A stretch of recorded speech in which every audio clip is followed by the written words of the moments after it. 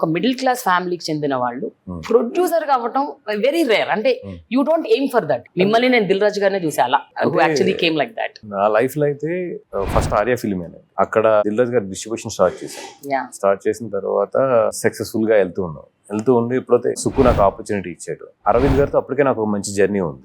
బన్నీ వాళ్ళు కానీ ఇట్లా కూడా నేను ఫస్ట్ ప్రపోజల్ అరవింద్ గారికి చెప్పాను, సార్ ఇట్లా నాకు ఇన్వెస్టర్ కావాలి, దిస్ ఇస్ వాట్ ద ఇది ఫిల్మ్ ఇట్లా ఉంది అన్నప్పుడు ఆయన ఒకటే అన్నాడు, ఆయన నువ్వు ప్రొడ్యూసర్, నేను ప్రజెంటర్ అయ్యా, నువ్వు సినిమా చేసుకో, ఐఎమ్ దేర్ బిహైండ్ యూ, నువ్వు పరిగెట్టు, ఐ బిలీవ్ ఇన్ యూ, నీకు టాలెంట్ ఉంది 100%, నువ్వు పరిగెట్టు, పడతావని భయపడకు, నేనున్నాను నువ్వు పడితే.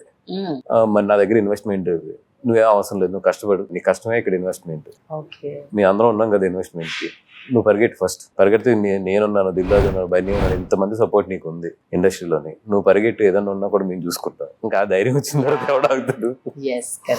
ఇంకా అక్కడి నుంచి పరిగెడతాం మొదలెట్టేవాడిని ప్రొడ్యూసర్ గారు.